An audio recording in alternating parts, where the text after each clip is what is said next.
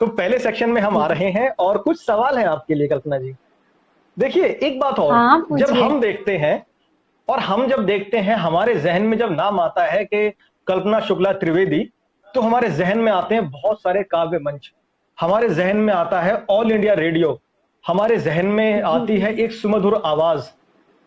लेकिन जब आप देखते हैं कल्पना शुक्ला त्रिवेदी, तो आपके नजरिए से कल्पना शुक्ला कौन है? आप अपने नजरिए से कल्पना शुक्ला को कैसे डिफाइन करेंगे? जी। ये बहुत आसान सी बात है, अपने आप को क्या डिफाइन करना। ये जो आपने बहुत बड़ी बड़ी बातें कर दी। ये तो हाँ है कि एक कहते हैं ना, एक अंतर यात्रा चलती है, एक बाह्य यात्रा। तो बाह्य यात्रा के विषय में आपने बता दिया, लेकिन जो हमारी अंतर यात्रा होती है, हर जो महिला होती है, औरत होती है, उसकी जो अंतर यात्रा होती है वो एक जैसी होती है, सेम। सबसे पहले नंबर पे उसका परिवार होता है, उसके साथ जी। उसका जुड़ाव होता है। अपने घर की जिम्मेदारियों को पूरा करने के बाद वो फिर बाहर के बारे में सोचती है कि हाँ, समाज के लिए भी उसकी कुछ जिम्मेदारियां हैं। अगर परिवार का सहयोग मिलता है तो कर पाती है, बहुत सारी हैं जो नहीं कर पाती हैं, पर मेरे साथ ऐसा नहीं है। मुझे तो सपोर्ट और सहयोग मिलता है सबसे। आप जैसे दोस्त भी हैं, बहुत सारे लोग यहाँ पर भी जुड़े हुए हैं, तो आप सब लोगों का आशीर्वाद है, प्यार है, जो मैं कुछ कर पा रही हूँ। और ये जो सारे जो आपने विशेषणों से मुझे अलंकृत किया है सौम्य जी, ये सब नहीं, सच इसमें कोई बताऊं तो कोई भी बात आपने दिया झूठी है। नहीं है। ना ना ना, इसमें कोई बात झूठी नहीं है, जो हमने देखा वही तो कहा है। तो जी जी कल्पना शुक्ला बताइए। जो है वो भी एक सामान्य महिला है, सामान्य जीवन जीने वाली। और लोग मुझे कहते हैं कई बार अकड़ू। मतलब जैसे मैंने पहले कुछ लोगों से बात नहीं की थी, तो मुझे ऐसा बोला कि हम आपको अकड़ू हाँ। समझते थे। तो मैं उनको कहना चाहती हूँ, भाई मैं अकड़ू नहीं हूँ, मैं गंभीर हूँ। हाँ, ये बात है कि मैं गंभीर हूँ, मैं बहुत ज्यादा संकोची हूँ। और उसके अलावा मेरे दोस्त जो है वो कम हैं, पर जिनसे मैं बातें करती हूँ उनसे मैं बहुत बातें करती हूँ, और बहुत ज्यादा मैं हंसी मजाक भी करती हूँ। सेंस ऑफ ह्यूमर भी मेरा काफी अच्छा है। मैं अपनी तारीफ खुद किए दे रही हूँ, जो बची खुची है सौम्य जी ने छोड़ दी है वो। तो बस एक नॉर्मल इंसान हूँ मैं, बाकी मैं और ऐसा कुछ नहीं नहीं, सोचती कि मैं कोई कवित्री हूँ या फिर मुझे हवा में उड़ना चाहिए। थोड़ा बहुत जो लिखती हूँ आपको पसंद आता है, ये मेरी उपलब्धि है बस। क्या और बात। तो दोस्तों, कल्पना जी ने कहा कि वो सामान्य है, बिल्कुल सामान्य है। उन्होंने अपनी तारीफ बहुत सारी की है, लेकिन मैं भी कर देता हूँ। कल्पना जी सामान्य है वो तो पता नहीं, वो तो हाँ नहीं नहीं है सामान्य तो वो है, और बहुत ही अच्छे स्वभाव की वे मालकिन भी हैं। लेकिन एक बात बताऊं कि वो चाय बहुत अच्छी बनाती हैं। जितनी बार मुझे उनके घर जाने का मौका मिला, तो उनके हाथों की चाय पीकर के यकीनन आनंद आया। और हमारे कुछ साथियों ने, कवि मित्रों ने भी चाय पी है कल्पना जी के हाथ की, तो वो यकीनन बताएंगे कि कल्पना जी चाय बहुत अच्छी बनाती हैं। और चाय पर कविता की जब बात हो तो कविता भी बहुत अच्छी बनाती हैं। अगला प्रश्न पता क्या है कल्पना जी? मेरे मन में अक्सर आता था कि, मतलब मुझे अक्सर मेरे मन में आता था कि कभी कोई हम्म। अजनबी व्यक्ति मुझे टकरा जाए और वो मुझसे कहे कि भाई अच्छा। साहब आपकी वीडियो देखी है मैंने, तो कितना अच्छा लगेगा अच्छा। मुझे। पर ऐसा आज तक हुआ नहीं, लेकिन आपके साथ हुआ होगा। अच्छा। क्या आपको कोई ऐसा अजनबी व्यक्ति मिला है जिसने ये कहा है कि मैंने आपकी कविता सुनी है या मैंने आपकी वीडियो देखी है? और अगर ऐसा हुआ है तो आपको कैसा लगा है? जी बताइए। सौम्य जी, एक दो घटनाएं नहीं, ऐसी बहुत सारी बहुत सारे ऐसे नहीं, अनुभव एक दो हैं। बता और दीजिए, सारी ज्यादातर मत बताइएगा, समय ज्यादातर अनुभव जो है मुझे मैसेंजर पर हुए हैं, फेसबुक मैसेंजर। हालांकि आजकल मैंने उसको हटा रखा है। तो मैसेंजर पे बहुत सारे लोग मुझे ऐसा भेजते हैं कि मैंने उस ग्रुप में आपकी कविता सुनी, मैंने यूट्यूब पे सुनी, और मैं आपकी बहुत बड़ी प्रशंसिका हूँ या प्रशंसक हूँ। तो ऐसी बातें लोग मुझे बोलते हैं। बहुत बढ़िया, और कई बहुत बढ़िया, बार बहुत मैं बढ़िया। किसी जगह जाने वाली होती हूँ, किसी नई जगह, मान लीजिए देहरादून में मेरा कार्यक्रम है, मैंने कोई पोस्टर डाला, अब मुझे पता नहीं है, मैं वहां गई तो वहां पर फिर कुछ लोग आके मुझसे मिलते हैं, मैम नमस्ते, हम आपको जानते हैं, हम आपको सुनते हैं, आपका वो गीत मुझे बहुत पसंद है। मतलब एक अद्भुत एहसास होता है, वो मैं यस। बता नहीं सकती कि मतलब कैसे लोग जानते हैं और हम नहीं जानते। हम कहीं चले जाते हैं तो मतलब ऐसा हुआ है एक दो बार कि कई बार मैं मेट्रो में जा रही थी, तो दो लड़कियां थी, वो मेरे पास आई, कह रही मैम हमने आपको सुना है। मैंने कहा अच्छा, तो कह रही हाँ यूट्यूब पे मैंने आपको सुना है, आपका नाम कल्पना है। तो मैंने कहा हाँ। तो इतना अच्छा लगता है जब इस तरह से लोग आके बोलते हैं, बड़ा मजा आता है। तो मेरे साथ ऐसा बहुत बार हुआ है।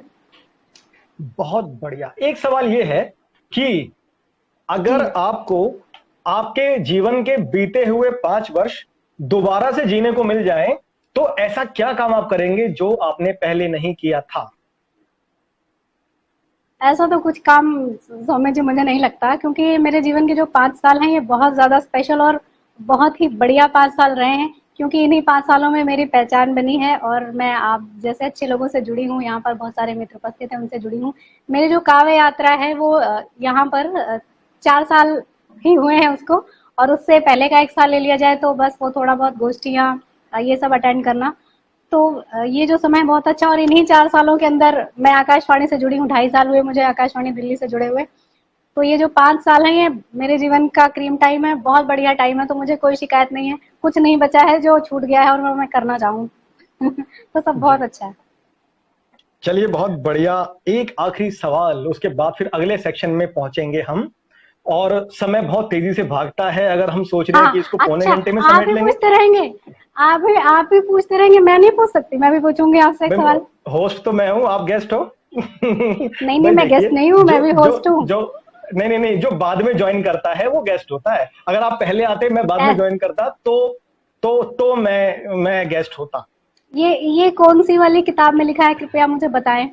कौन से पृष्ठ ये संख्या किताब अध्याय? ये उस किताब में लिखा है जिसको बोलते हैं चेहरे की किताब, यानी कि फेसबुक।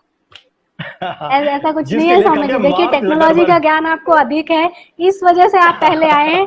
पर अगली बार मैं नहीं, ये नहीं माना जाएगा, ऐसा कुछ नहीं है। मैं आपसे एक सवाल पूछना चाहती हूँ, और आप उसके जी बारे में बताइए मुझे कि जैसे कि आप एक बहुत अच्छे कवि भी हैं, और आप शब्दांकुर जी प्रकाशन से भी जुड़े हुए हैं, आप अद्भुत इंडिया से भी जुड़े हुए हैं, और आप चाय पर कविता से भी जुड़े हुए हैं, और आप लाइव आके बड़ी अच्छी अच्छी बातें भी करते हैं। बहुत सारा आपने काम जो है वो फैला रखा है।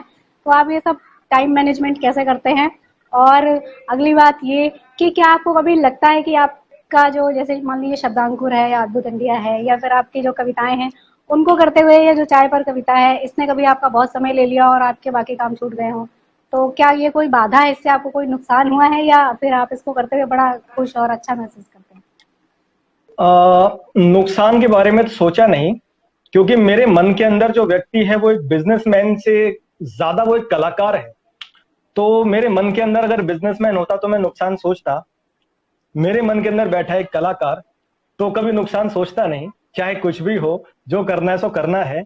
हालांकि चाय पर कविता में समय लगता है, प्रयास लगते हैं, और बहुत सारी एफर्ट्स हमें करने पड़ते हैं। बहुत बड़ी टीम नहीं है। और अद्भुत इंडिया हो या और बहुत सारी चीजें हो, बहुत सारी चीजें हम कर रहे हैं। अभी हम शब्दांकुर प्रकाशन की वेबसाइट पर बहुत सारे कवियों की एक तरह से प्रोफाइलिंग कर रहे हैं। ऐसे बहुत सारे काम है जिसमें श्रम लगता है, लेकिन वो एक आपने कहा था, आपने नहीं कहा था, किसी ने कहा था, आपने सुना होगा कि पागलपन का कोई इलाज नहीं है। तो ये पागलपन है। अब शब्दांकुर प्रकाशन का समय अगर जा भी रहा है, नुकसान हो भी रहा है, हानि हो भी रही है, तो उससे कोई फर्क नहीं पड़ता। हमें जो करना है हम तो करेंगे, क्योंकि दिले बेचैन को चैन मिलता ही इस प्रकार के काम करने से है। और वो चैन जो है वो लाखों रुपए का की जो राहत लेकर के आता है, उससे बेहतरीन बात तो कोई हो नहीं सकती। हो सकता है आज थोड़ा अस्त व्यस्त है, आज थोड़ा सा अरेंज करने में समय लग रहा है, लेकिन भविष्य में अरेंज हो जाएगा, वो एक अलग बात है। लेकिन इस प्रकार के जो एक आर्टिस्टिक काम है, इस प्रकार के जो एक, जैसे ये चाय पर कविता है, इस तरह के कामों को अगर हम छोड़ देंगे, मैं छोड़ दूंगा, तो मुझे लगता है कि मेरे अंदर का जो वो एक कलाकार है वो कहीं ना कहीं छोटा हो जाएगा और बिजनेसमैन बड़ा हो जाएगा, और वो हो नहीं सकता। तो इसीलिए नो लाभ नो हानि, कोई फर्क नहीं पड़ता, जो करना है सो करना है, ये मैं सोचता हूँ अक्सर। वाह, बहुत अच्छा जवाब दिया आपने स्वामी जी, क्या कहना है।